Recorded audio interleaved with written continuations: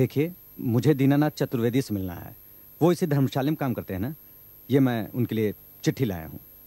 दीनानाथ जी सियालदा गए हैं, शाम को आएंगे। शाम को आएंगे? देखिए, मैं मेरठ से आया हूँ। अगर मेरे रहने का बंदोबस्त आपके धर्मशाला में हो जाए तो। रहने का बंदोबस्त? राम भजो, यहाँ रहने की कहाँ जगह है? यहाँ तो खड़े रहने की भी जगह नहीं है, सब रूम और पैसेज फुल है। सब फुल है? मैं कलकत्ते पहली बार आया हूँ और यहाँ मेरा कोई नाते रिश्तेदार भी नहीं है। अगर आप थोड़ी सी जगह अपने धर्मशाला में देंगे तो मेहरबानी होगी। अरे बाबा, कहा ना जगह नहीं है। जगह होती तो ना कहता। ये लोग भी तो बैठे हैं, ये धर्म खाते की जगह है। जाइए कोई होटल होटल देखिए। देखिए, कोशिश तो कीजिए। मेरा टाइम खराब कर रहे हैं, हटिए।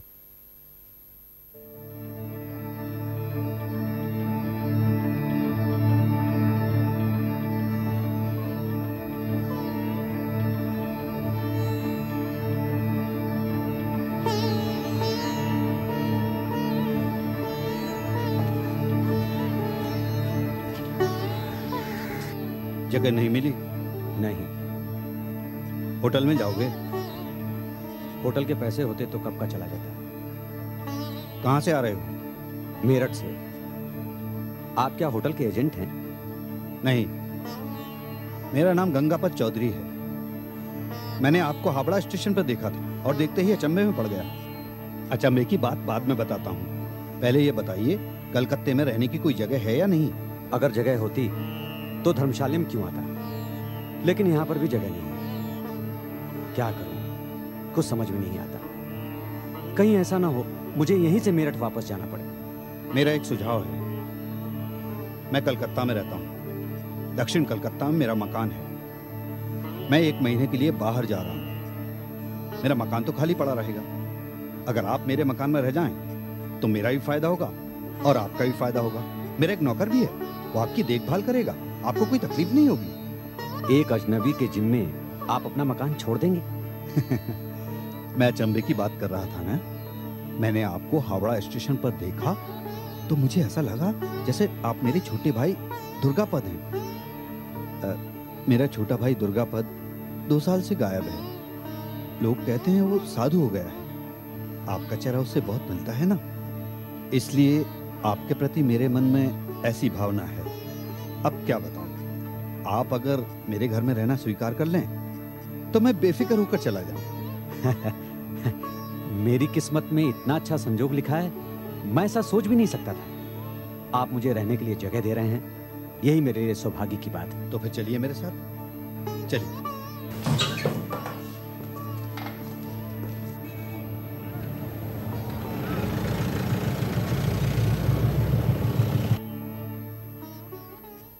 आइए आइए, यह है हमारा घर। रामचतुर, सामान उधर रख दो। और यह है रामचतुर, हमारा काम देखता है। नमस्ते। नमस्ते। बैठिए बैठिए। रामचतुर जी, एक काम करो, नीचे जलजोग से जाकर कुछ नमकीन और कचौड़ी ले आना। अच्छा। और संदेश भी ले आना। हाँ जी। और आकर चाय बना देना, ठीक है? जाओ। आता हूँ। अच्छी तरह रहिएगा।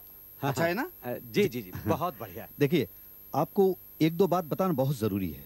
हाँ हाँ, बोलिए। हमारा जो मकान मालिक है ना, वो काशीपुर में रहता है। वो आदमी जरा ठीक नहीं है।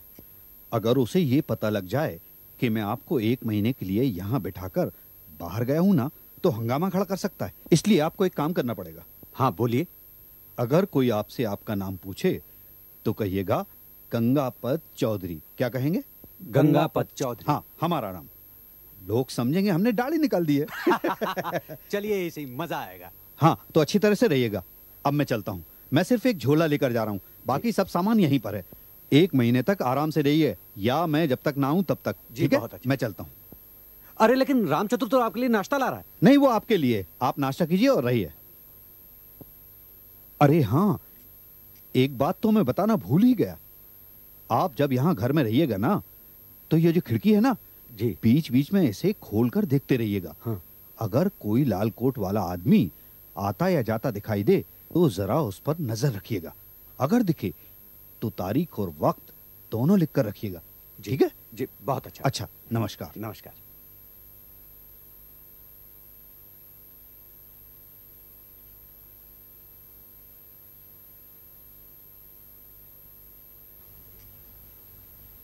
बाबूजी। अरे राम चतुर, तुम्हारे मालिक तो चले गए। नीचे मुलाकात हुई उनसे। मैं आपके लिए थाली में नाश्ता लगाता हूँ। नहीं, पहले नहाऊंगा, उसके बाद नाश्ता करूंगा। जरूर नहा लीजिए, ये रहा गुसल खाना, जब तक मैं आपके लिए चाय बनाता। ठीक है। अच्छा राम चतुर, एक बात बताओ, तुम्हारे मालिक क्या कुछ मतलब उनका कोई पेच वेच ढीला है क्या? जी बहुत अच्छे आदमी है। क्यों? नहीं नहीं, मैं ऐसे ही कुछ पूछ रहा था। अच्छा एक बात और बताओ, कलकत्ते में क्या लोग लाल कोट पहन के घूमते हैं? कभी देखा तो नहीं, मगर ये कलकत्ता है, कलकत्ता, यहाँ कुछ भी हो सकता है।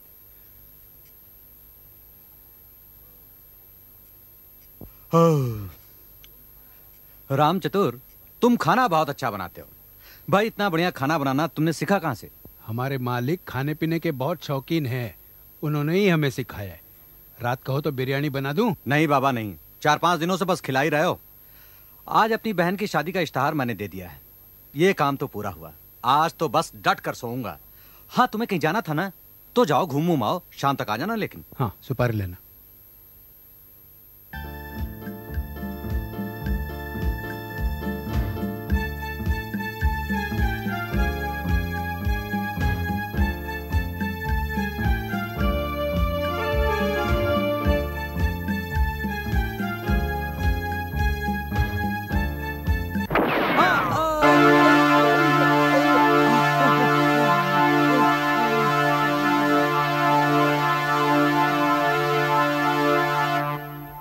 एक आदमी को जान से मार डालने की कोशिश थी, लेकिन आदमी बच गया है।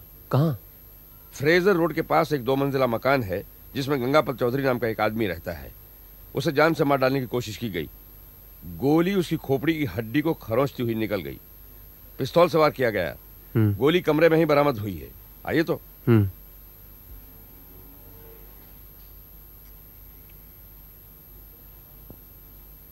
ये ब्योमकेश बख्शी हैं, तुम्हारी कहानी सुनना चाहते हैं। नहीं, लेटे रहिए, आप लेटे रहिए, ठीक है। अच्छा, तो आप हैं सत्यनिवेशी ब्योमकेश बाबू। मेरे लिए बड़े सौभाग्य की बात है, मेरी कलकत्ता यात्रा सफल हो गई। गंगापत बाबू, अगर आप ठीक महसूस कर रहे हो तो अपनी कहानी ब्योमकेश बाबू को सुनाइए, लेकिन अगर कमजोरी महसूस कर रहे हो तो फिर रहने दीजिए, बाद में सुना दीजिएगा। नहीं नहीं नहीं नहीं, मैं काफी बेहतर हूं। वैसे भी अच्छा खासा खून मेरी नसों में ठूस दिया गया है। तो ठीक है, फिर सुनाइए।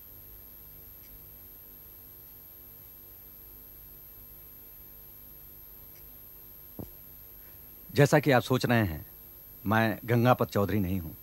मेरा नाम अशोक महती है। अब कलकत्ता आकर मैं गंगापत चौधरी कैसे बन गया, ये एक मजेदार किस्सा है, बताता हूं आपको। मैं मेरठ का रहने वाला हूं। 3 पुश्तों से हम वही हैं। बंगाल से हमारा संबंध बहुत कम है, बल्कि यूं कह लीजिए कि नहीं के बराबर है। वहीं मेरठ में मैं एक मामूली सी नौकरी करता हूं। घर में एक विधवा माँ है, एक बहन है 25 बरस की। मेरी बीवी थी जो 5 साल पहले ही गुजर गई। उसके बाद मैंने शादी नहीं की। सोचा पहले बहन को पार लगा दूं। बस इसी मकसद को लिए मैंने 1 महीने की छुट्टी ली और कलकत्ता आ गया। सोचा कि कलकत्ता भी घूम लूंगा और बहन के लिए एक अच्छा सा लड़का भी तलाश कर लूंगा। मेरठ से ही मैंने कलकत्ते के एक धर्मशाले का पता लिया था। सोचा था कि यहीं पे ठहरूंगा। बस यहीं पे मेरी मुलाकात ये गंगापत चौधरी साहब से हुई। मकान मालिक काशीपुर से आ गए हैं। वेरी गुड, उन्हें फौरन यहाँ लेके आओ। फिर आगे? यकायक मेरा सर झंझना उठा, मैं उलट कर गिर पड़ा। उसके बाद क्या हुआ मुझे कुछ मालूम नहीं।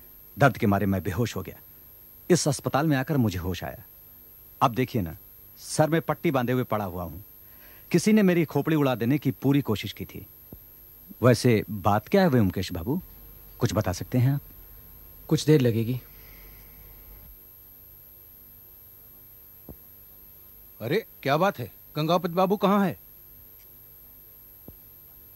ब्योमकेश बाबू, क्या जवाब दूं? आपको पूरा यकीन है कि ये गंगापत चौधरी नहीं है? आवाज कुछ अजीब सी लग रही है। नहीं नहीं, ये गंगापत बाबू नहीं है, लेकिन शक्ल उनसे काफी मिलती जुलती है। लेकिन गंगापत की तो दाढ़ी है। क्या कहा? गंगापत के दाढ़ी? उनकी तो कभी दाढ़ी थी नहीं। क्या आप कह रहे हैं कि क्या गंगापत चौधरी की कभी दाढ़ी नहीं थी? बिल्कुल नहीं बाबू।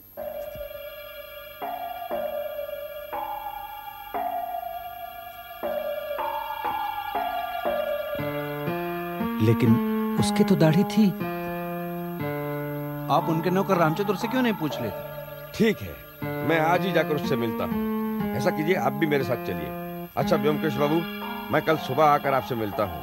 आपके केतला के नए मकान को भी देख लेंगे। हाँ, जरूर जरूर आइए। अच्छा जी, चलिए।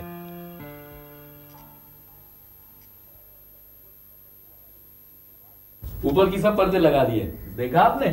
हाँ देखा, सब गलत लगाया है तुमने, इसलिए तो यहाँ खड़ी खड़ी देख रही हूँ। कितना काम पड़ा है। अच्छा, वो प्लम्बर कब आ रहा है? वो तो आज ही आने वाला था। पैसा दो फिर भी कोई काम करना नहीं चाहता। अच्छा चलो उतरो नीचे, बाजार भी जाना है।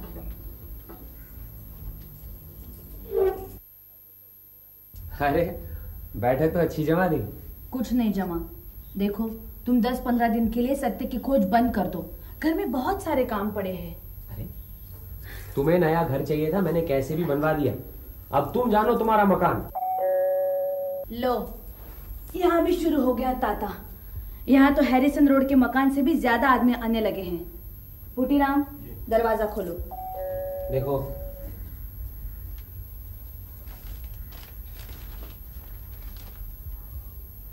अरे आओ आओ इंस्पेक्टर।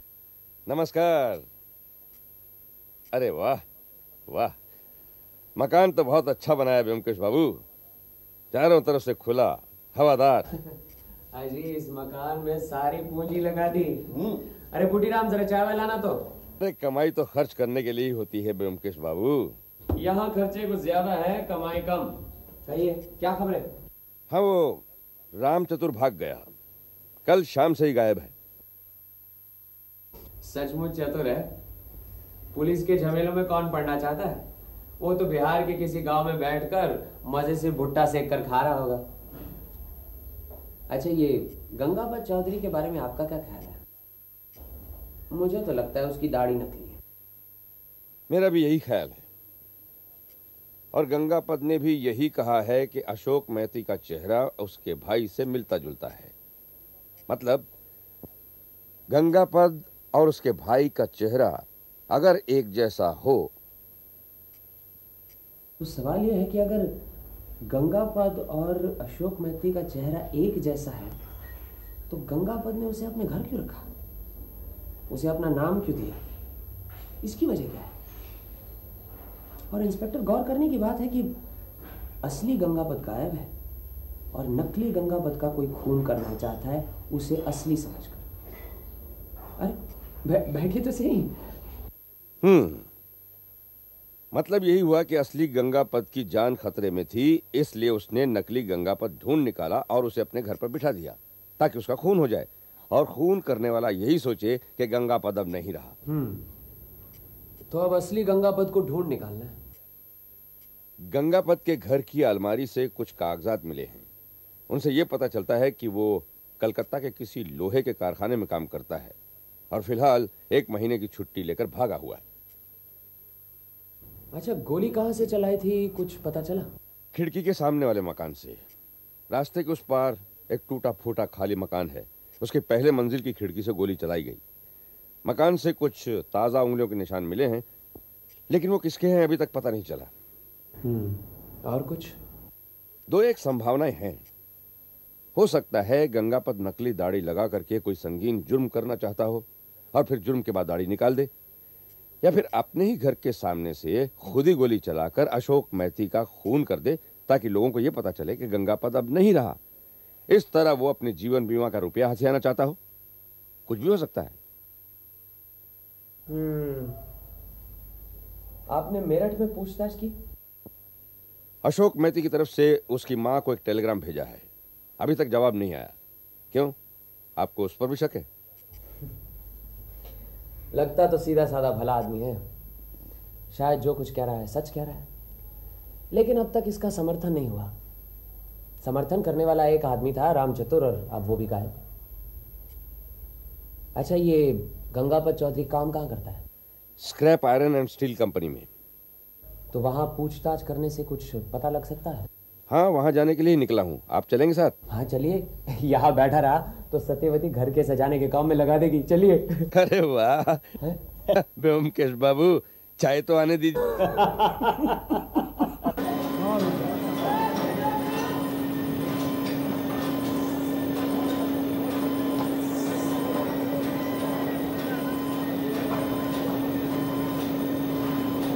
आइए आइए इंस्पेक्टर साहब आइए। सीनियर इंस्पेक्टर सरकार ने हमें भेजा है, इन्हें कुछ बात करनी है। हाँ हाँ क्यों नहीं, हुक्म कीजिए, बैठिए बैठिए। जी, गंगापत चौधरी यहीं काम करता है? जी हाँ, मगर आजकल वो छुट्टी पर है। क्या काम करता है? जी वो इलेक्ट्रिक फर्नेस का मेल्टर है। वो क्या है?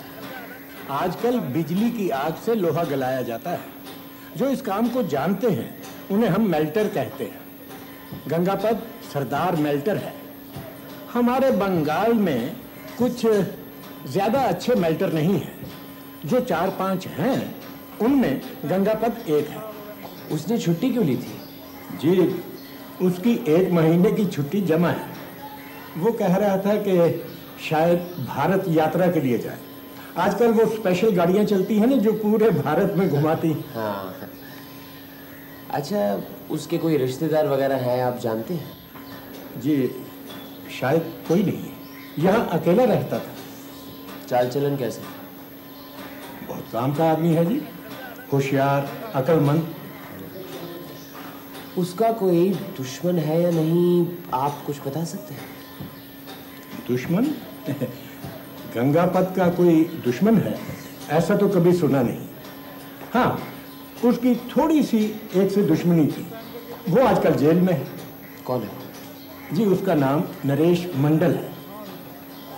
3 साल हमारा सरदार मेल्टर था।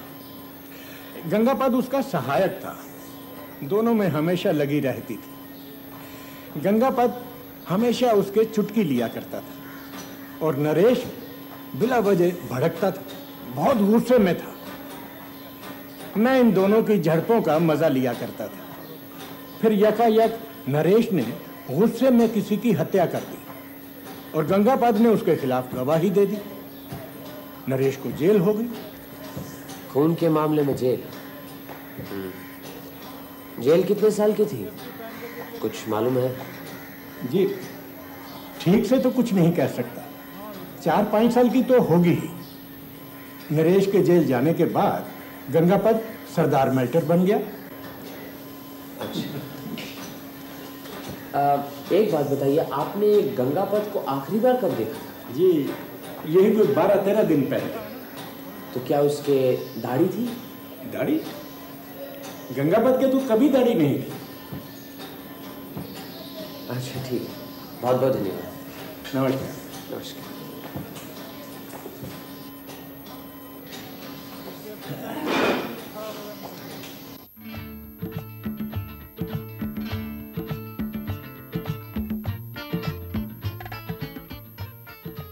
आधा घंटा हो गया, कोई नजर आया? 3 औरतें गई यहाँ से लाल साड़ी पहन के। 2 बच्चे लाल फ्रॉक पहन के गए थे और एक नौकर गुजरा यहाँ से जिसके कंधे पर लाल कपड़ा था, लेकिन लाल कोट पहन के कोई आदमी नहीं नजर आया। इसका मतलब है लाल कोट पहनकर कोई कलकत्ते में घूमता फिरता नहीं।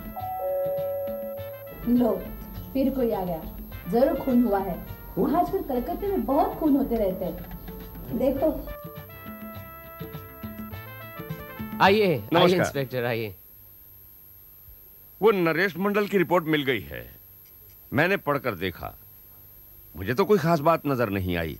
आप चाहें तो आप भी पढ़ लें। नहीं, खास बात क्या है, बस आप एक बार सुना दीजिए, बैठिए। हाँ सुनिए। आसामी नरेश मंडल, उम्र 40, एक लोहे के कारखाने में काम करता है। जुर्म, रास्ते पर एक भिखारी का खून किया है। केस आईपीसी धारा 304-323 के अंतर्गत है।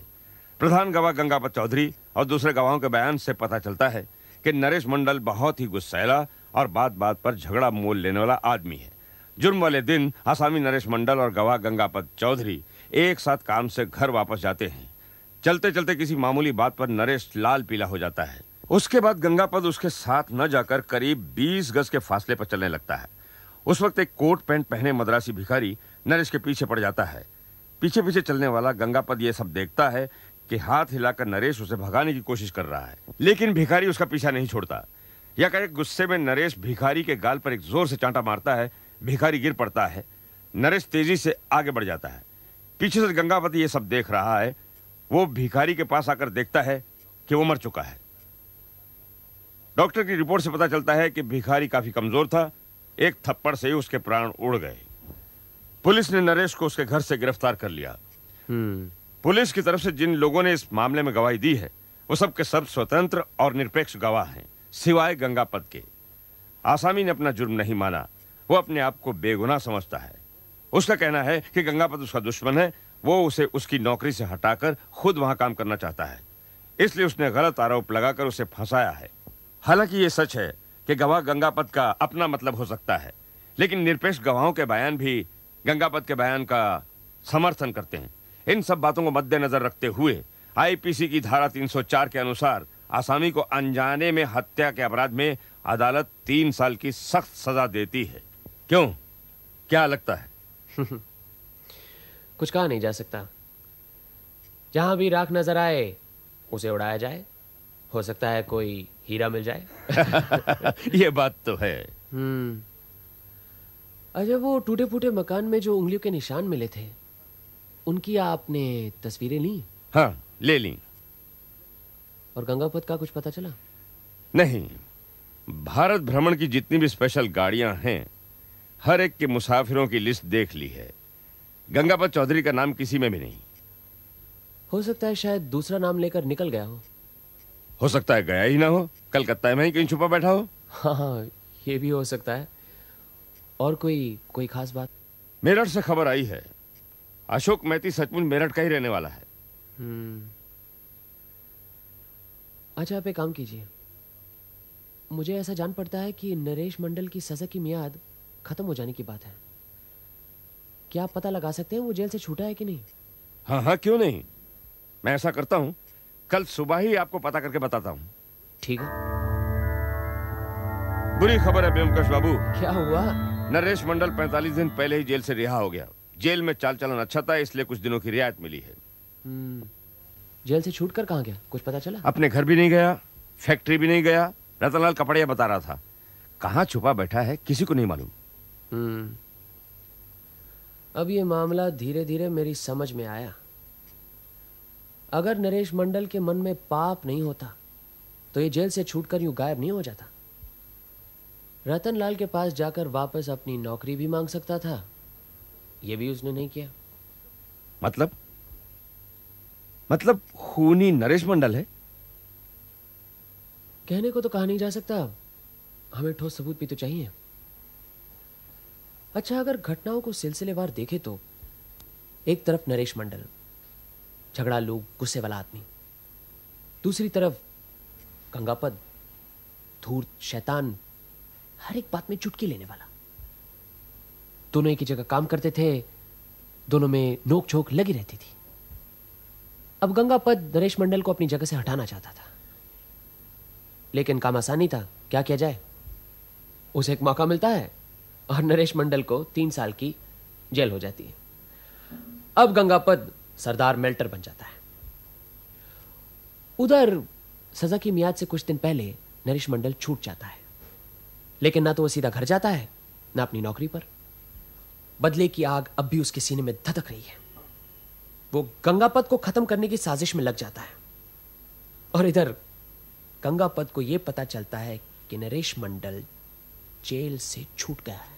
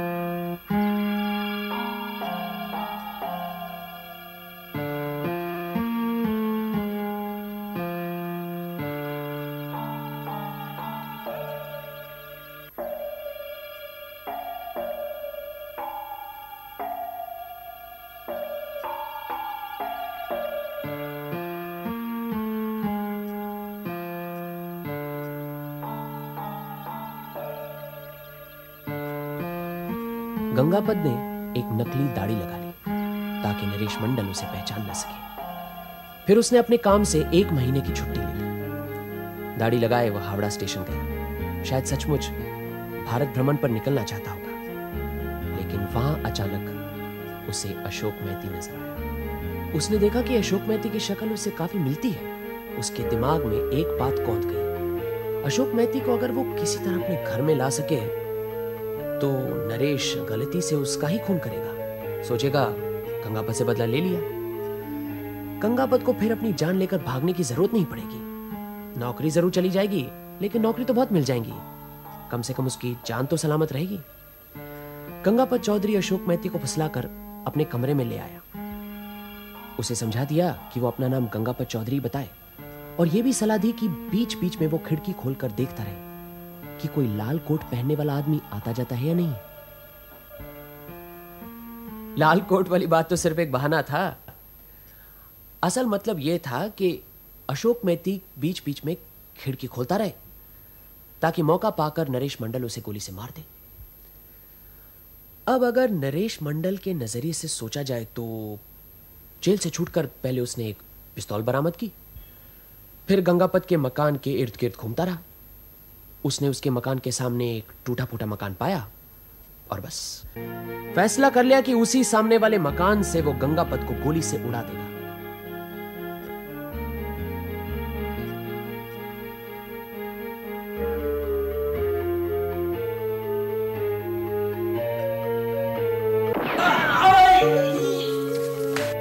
और फिर कलकत्ता छोड़कर भाग जाए।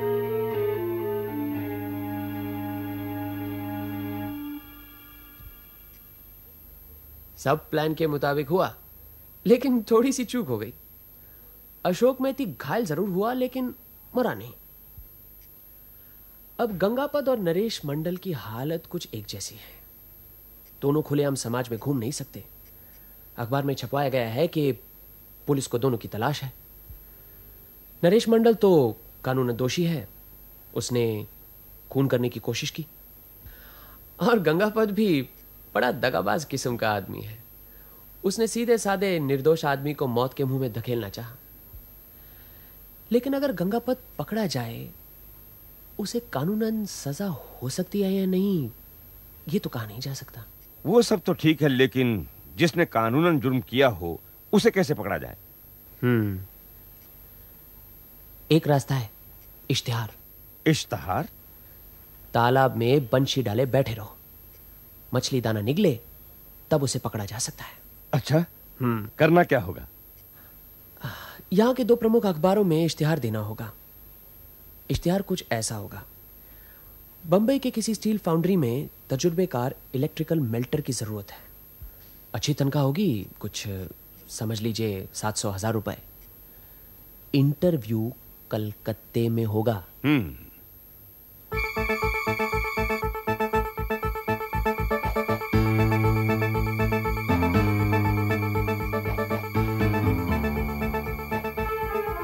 आज 3 रोज हो गए, सिर्फ 2 उम्मीदवार आए हैं।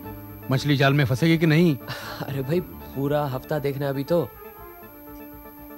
देखो कोई है, जाओ जाओ बैठ जाओ वहां पे। बॉम्बे स्टील फाउंड्री का ऑफिस यही है?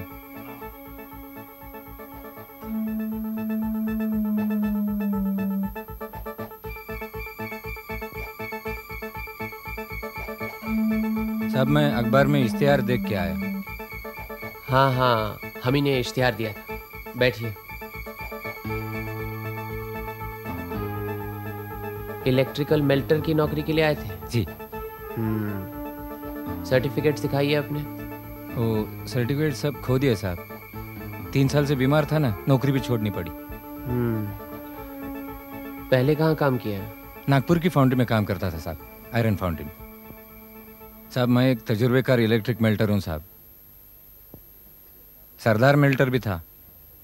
यकीन कीजिए साहब, आप अगर चाहें तो मैं अपने पैसे से बंबई ले जाकर मेरे काम की परख करवाने को राजी हूँ। ये तो बहुत अच्छी बात है, लेकिन हमारे बंबई ऑफिस का ब्रांच बस अभी अभी खुला है, इसीलिए अपनी जिम्मेदारी पर तो मैं आपको नहीं भेज सकता। लेकिन एक काम करते हैं, मैं आज ही बंबई तार भिजवा देता हूँ। आपने जो कहा वो लिख देता हूँ, शायद कल तक जवाब आ जाना चाहिए। अगर आप कल इसी वक्त आ सके तो जरूर आऊंगा साहब। अच्छी बात है। वीरेन बाबू जी, जरा इनका नाम और पता नोट करवा लीजिए। जाइए, आप उधर जाइए। क्या नाम है तुम्हारा? मेरा नाम नरसिंह मलिक है साहब। पता 17 नंबर कुंजी मिस्त्री गली। सुनो, ये जो आदमी अभी बाहर निकलेगा ना, इसका पीछा करना। हाँ, करके तलाशी ना, शायद कोई पिस्तौल या रिवॉल्वर भी मिले।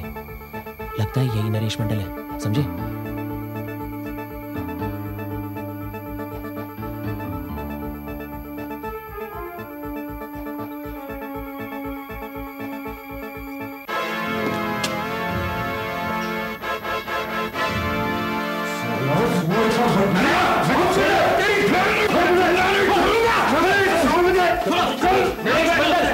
गंगापत चौधरी के खून करने की कोशिश के अपराध में तुम्हें गिरफ्तार किया जाता है, समझे? मैं तेरा खून पी जाऊंगा। धोखेबाज! पकड़ो इसे, पकड़ो, पकड़े रखो। ये इसका पता है? घर की तलाशी वगैरह सब ले लो और दोनों को लॉकअप में बंद करवा लो। मुझे क्यों लॉकअप में बंद कर रहे हो? मैंने क्या किया है? तुमने अशोक मेहती को मरवाने की कोशिश की है, किस्मत से बच गया वो। अब तुम्हें क्या सजा मिलेगी ये पब्लिक प्रोसिक्यूटर ही बताएगा तुम्हें। चलो उठो, जाओ से पकड़ो, पकड़े रखो इसे।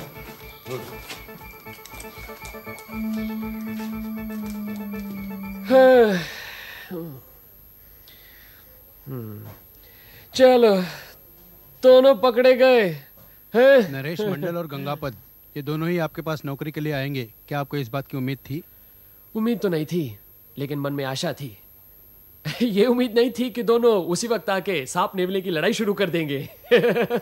लेकिन अच्छा ही हुआ ना, एक ईंट से दोनों चिड़िया घायल। अच्छा, उस अशोक मेहती का क्या हाल है? ठीक है? ठीक है, ठीक है। एक काम करो, इंस्पेक्टर सरकार से जाकर कहो कि उसके रहने खाने पीने का अच्छा इंतजाम करे। अगर वो गुजर गया तो आपका केस फुस।